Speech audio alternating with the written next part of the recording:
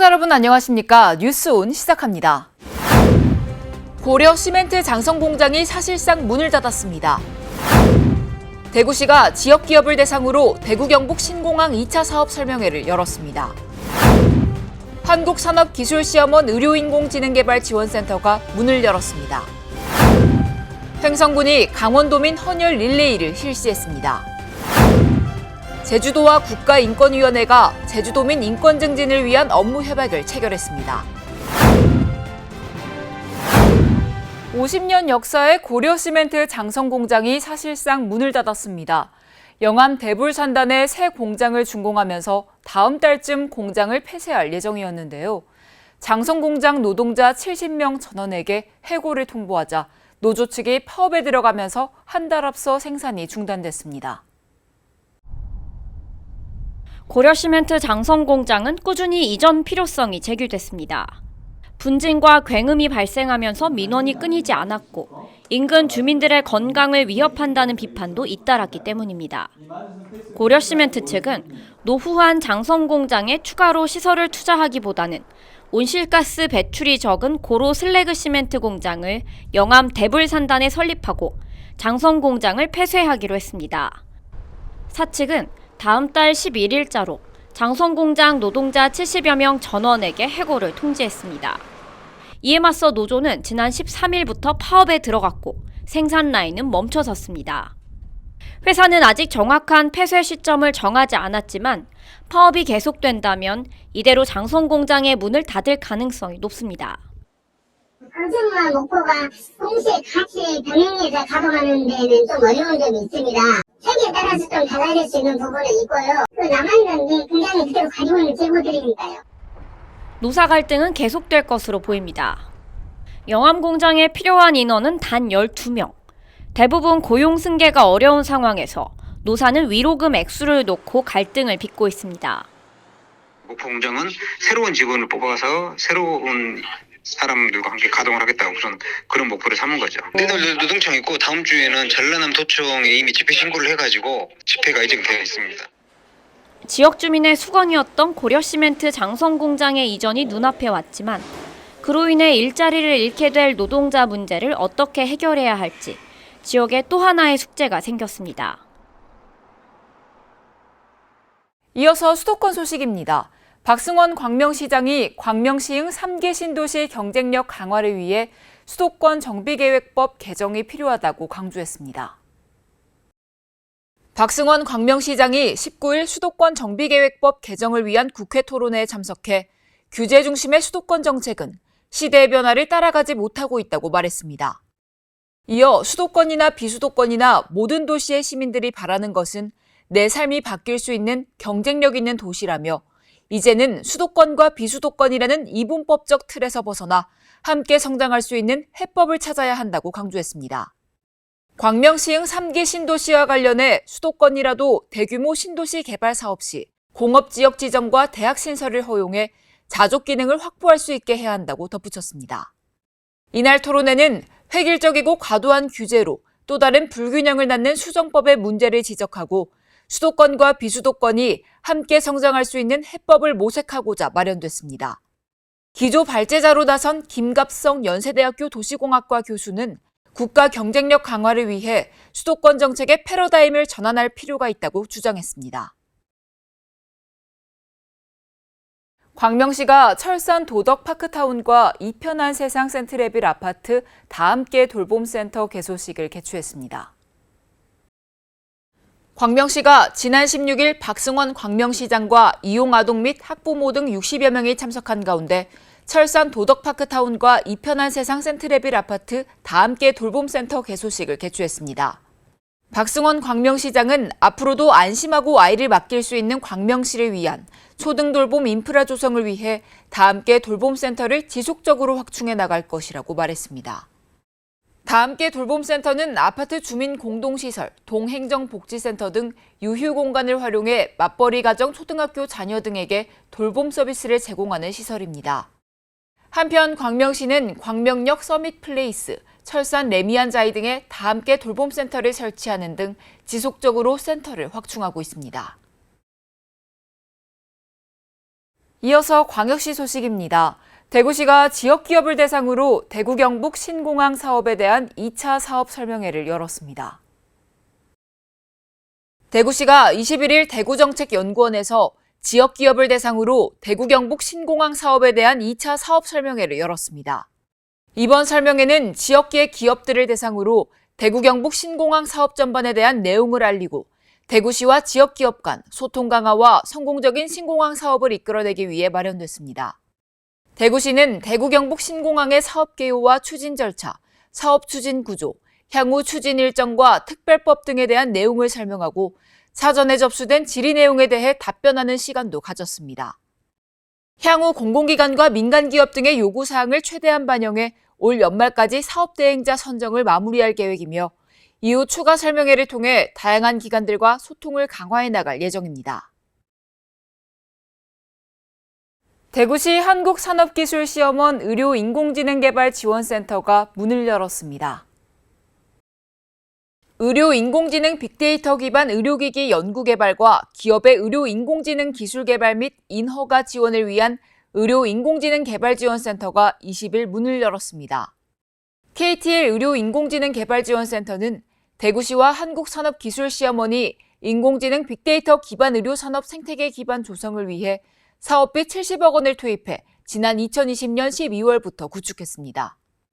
이번에 개소한 의료인공지능개발지원센터는 의료기기 안전성 시험평가 장비 30여 종과 인공지능 의료기기 성능평가용 서버렉 4개가 구축된 의료기기 분야 전문 시험평가 기관입니다. 센터에서는 앞으로 인공지능 의료기기 성능 시험과 인공지능 알고리즘 개발, 분석 등 기업 기술 지원, 의료 인공지능 빅데이터 기반 연구 개발 등을 수행하게 됩니다.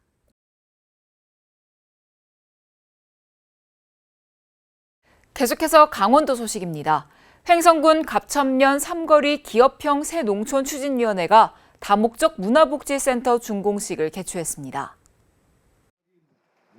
갑천면 삼거리는 2020년 기업형 새농촌 도약마을 공모에 선정돼 총 사업비 5억 원을 지원받아 다목적 문화복지센터 신축, 마을 공동 급식시설 구축, 태양광 발전시설 설치 등 기초생활 기반 확충 사업과 동아리 활동 지원 등 역량 강화 사업을 추진했습니다.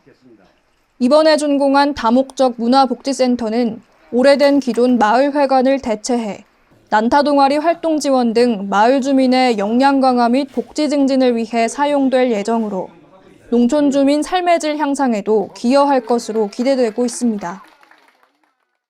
횡성군이 제20회 세계 헌혈의 날을 맞아 강원 혈액원과 강원도민 헌혈 릴레이를 실시했습니다. 세계 헌혈자의 날은 2004년 헌혈의 중요성을 알리고 헌혈자에게 존경과 감사를 전하기 위해 지정됐습니다. 이번 행사는 아름다운 비움으로 오늘도 행복한 헌혈자의 날 슬로건을 바탕으로 6월 14일부터 30일까지 18개 시군에서 헌혈 릴레이가 시행됩니다.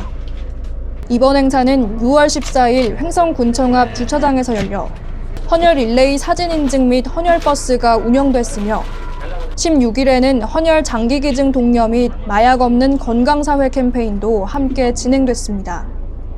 한편 횡성군은 분기마다 사랑 나눔 사랑의 단체 헌혈 캠페인을 펼치고 있습니다. 횡성더덕축제위원회가 올해 9월 열릴 제10회 횡성더덕축제를 앞두고 축제의 우수성을 홍보하고 참신한 아이디어 발굴을 위해 주민 제안을 받습니다.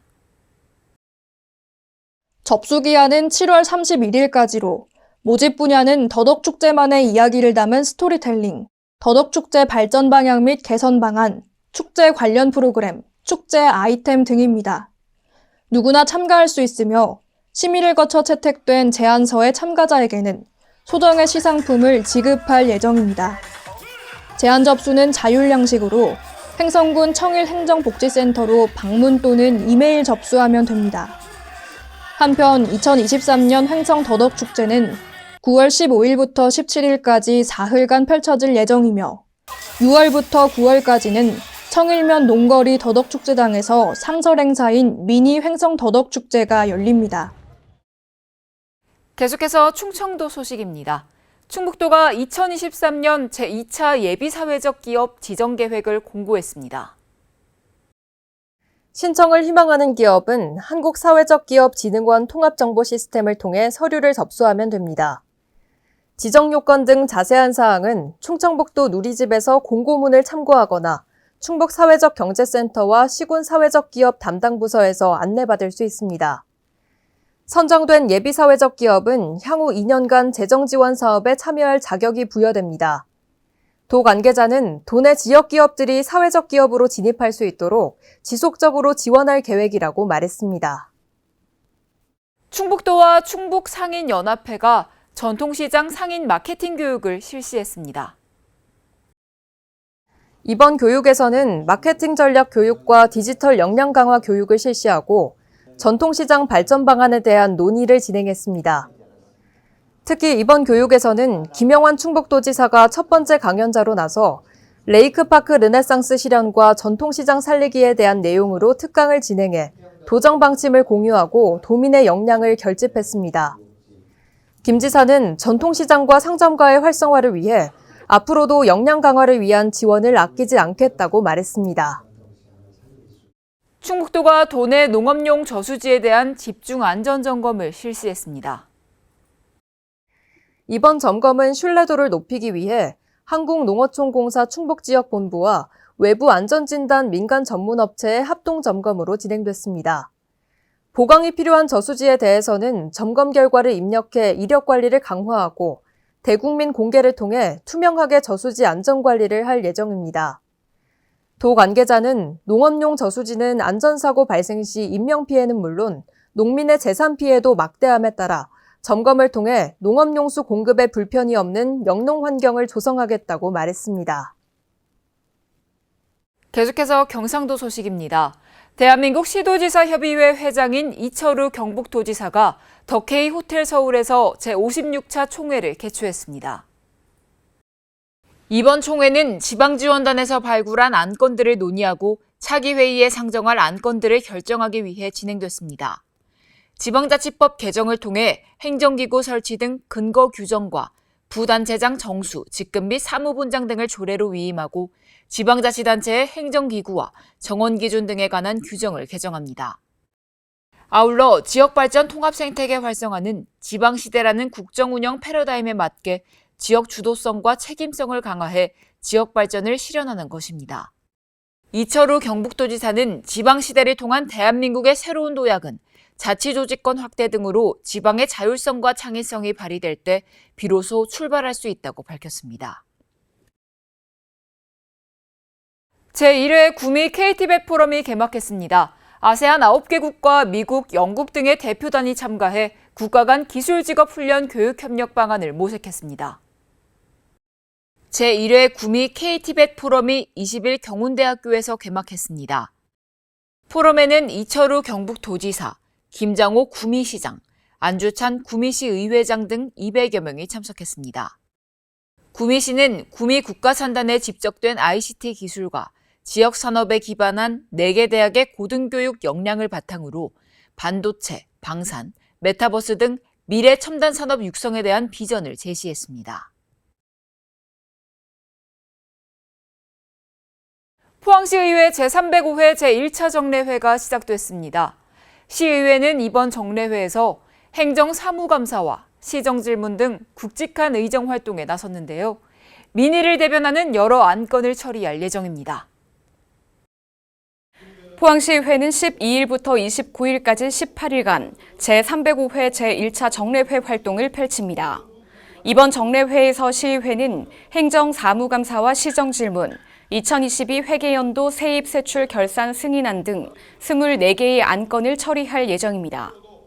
12일 열린 제1차 본회의 5분 자유발언에서 이상범 의원은 월포 서핑포인트 활성화 방안을 제시하고 전주형 의원은 포항시 명품 장례 문화공원에 조속한 건립을 촉구했습니다.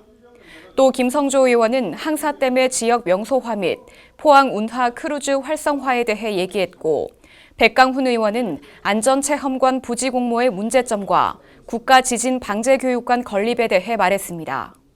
이어 박치룡 의원은 포스코 그룹이 지역사회와 꾸준히 소통할 것을 강조했고, 박희정 의원은 2013년 수립된 시내버스 정책의 문제점에 대해 의견을 전했습니다. 또 시의회는 포항시 2차 전지 국가 첨단 전략 산업 특화단지 지정 촉구 건의안을 채택하기도 했습니다. 계속해서 광주 전남 소식입니다. 대학 수학 능력 시험에서 이른바 킬러 문항을 배제하라는 윤석열 대통령의 지시 이후 고3 수험생들이 술렁이고 있습니다. 수능이 5달 앞으로 다가온 가운데 학생과 교사들도 공부의 방향성을 잡지 못하면서 답답함을 호소했습니다. 수능을 5달 남겨둔 고3 교실에서 국어 문학 수업이 한창입니다. 수업을 듣는 학생들은 복잡한 생각이 머리를 떠나지 않습니다. 공교육에서 다루지 않는 초고난도 문항, 이른바 킬러 문항을 출제하지 말라는 윤석열 대통령의 지시 이후 어떤 방식으로 공부를 해야 할지 좀처럼 감이 잡히지 않기 때문입니다. 기존의 교육과정과는 살짝 다른 방향으로 말씀하고 계셔서 기존의 방식대로 공부를 하고 있었던 친구들이 어느 길로 가야 될지 혼돈을 상당히 겪고 있는 것 같습니다.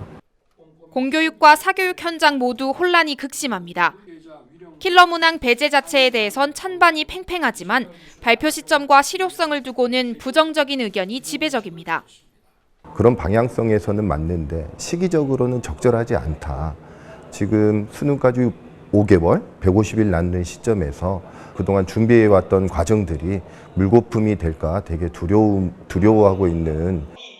불확실성이 커질수록 결국 학생들이 사교육 시장으로 몰리는 취지에 역행하는 결과가 나올 수 있다는 우려도 제기됩니다. 특히 그동안 킬러 문항을 버리고 공부했던 중상위권 학생들의 부담이 더 커질 수 있다는 주장입니다. 킬러 문항을 없애는 대신에 변별력 유지를 위해서 결국엔 중킬러 문항의 배치 수가 훨씬 늘어나게 되면 과연 이게 사교육을 좀 잡는 데 도움이 되는 것인가에 대한 실효성 논란이 가장 클 것 같고요. 올해 수능의 출제 경향은 결국 수능을 2달 앞두고 치러지는 오는 9월 모의평가가 될 전망입니다. 학생들은 그때까지 EBS 연계교재를 중심으로 묵묵히 공부하는 것 외엔 방법이 없다는 걸 알면서도 불안감을 떨칠 길이 없습니다. 경쟁력 있는 비수도권 대학 10곳을 뽑아 5년간 1,000억 원을 지원하는 글로컬 대학 사업의 예비 지정 결과에 전남대와 순천대가 포함됐습니다. 공동 지원에 나선 대학들을 포함해 예비 지정된 대학 15곳 중 최종 10곳은 오는 10월 발표됩니다. 교육부와 글로컬대학위원회는 2023년 글로컬대학 예비 지정 평가 결과 공동 신청에 나선 대학 등 15개 대학을 발표했습니다. 광주와 전남 지역에서는 단독 신청에 나선 전남대와 순천대 2곳이 이름을 올렸습니다.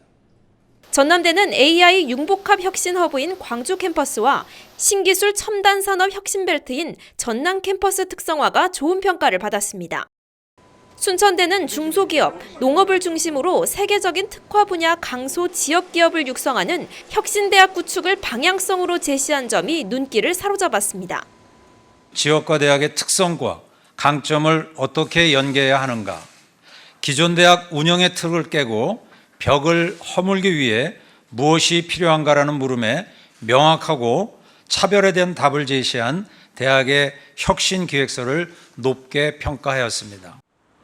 예비 선정된 대학들은 오는 9월까지 지방자치단체, 지역산업체와 공동으로 혁신 기획서에 대한 구체적인 실행 계획을 수립해 제출해야 합니다.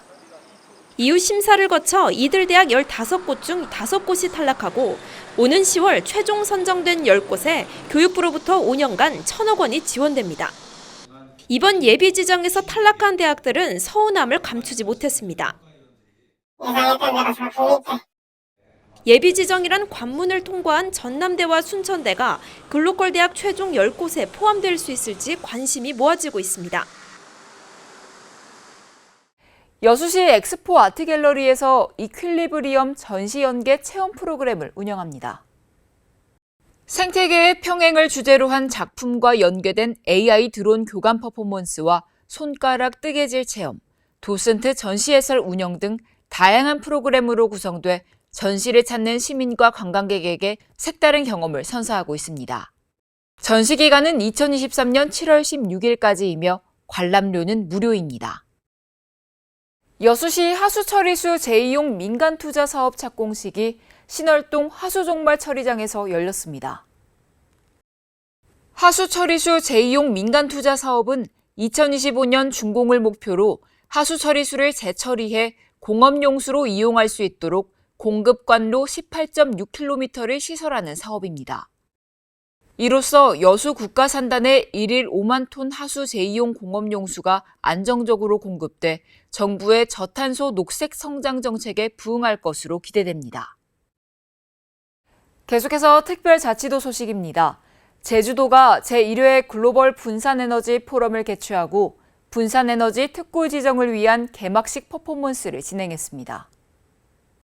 이번 포럼은 분산에너지 활성화 특별법이 제정됨에 따라 도내외 분산에너지 관련 기업 등과 전력 산업계의 변화를 조명하고 활성화 방향을 모색하기 위해 마련됐습니다.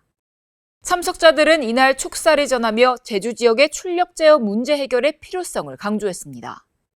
오영훈 지사는 분산에너지 시장을 만들고 시장을 통해 국민의 삶을 높일 새로운 부가가치를 창출하는 것이 앞으로의 과제라며 특히 대한민국의 분산에너지 시대를 앞당기고 분산에너지를 새로운 성장 동력으로 키워내겠다고 밝혔습니다.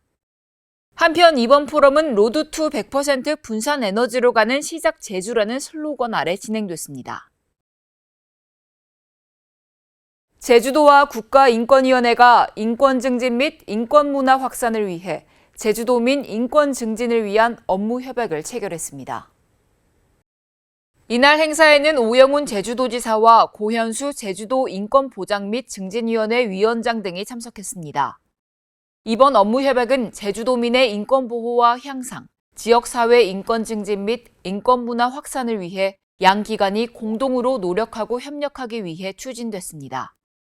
오영훈 지사는 헌법에 보장된 인권을 지키는 문제에 대해 행정이 다시 생각하고 어떻게 더불어 살아갈 것인지 진지하게 고민해야 하는 시점이라며 이번 협약이 도민 삶의 질을 더욱 풍성하게 하는 좋은 계기가 되길 바란다고 말했습니다. 송두환 국가인권위원회 위원장은 제주도가 제주 4.3 정신을 통해 평화와 인권의 지역으로 우뚝 설 수 있도록 더욱 노력하겠다고 답했습니다. 제주도는 올해 도민 인권 실태조사 등을 토대로 제3차 인권보장 및 증진 기본계획을 수립하고 있으며 찾아가는 인권교육 및 인권 지킴이 운영 등을 통해 인권 증진 및 인권 문화 확산을 위해 노력하고 있습니다. 제주도는 신속하고 정확한 기상위기 대응으로 제주도민의 생명과 재산 보호에 공헌한 제주지방기상청장을 올해 2분기 제주도 명예도민으로 선정했습니다.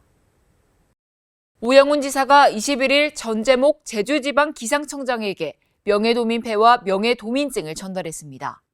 전재목 청장은 국제안전도시 제주 지원을 위한 영향예보 기반을 조성해 제주 지역 안전문화를 확산하는 한편 제주도청과 신속 정확한 위험 기상 대응 및 협력 체계를 구축했습니다. 제주 지역 산업 지원을 위한 기상 서비스 개발과 스타트업 육성을 뒷받침하고 도민의 위험 기상 인식 제고를 위한 지역 기후 변화 협력 및 탄소 중립 녹색 성장 활성화에 앞장섰습니다.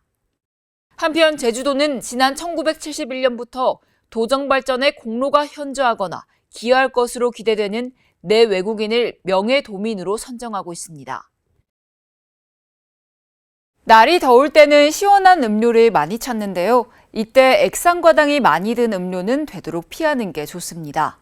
액상과당이 든 음료는 오히려 갈증을 유발할 수 있으며 몸에 많은 당이 들어오면 삼투압이 높아져 갈증이 심해질 수 있기 때문입니다. 또 설탕보다 몸에 빨리 흡수돼 체지방으로 전환되는 속도도 빠르다는 점 참고하시기 바랍니다. 뉴스 마칩니다. 함께해 주신 여러분 고맙습니다.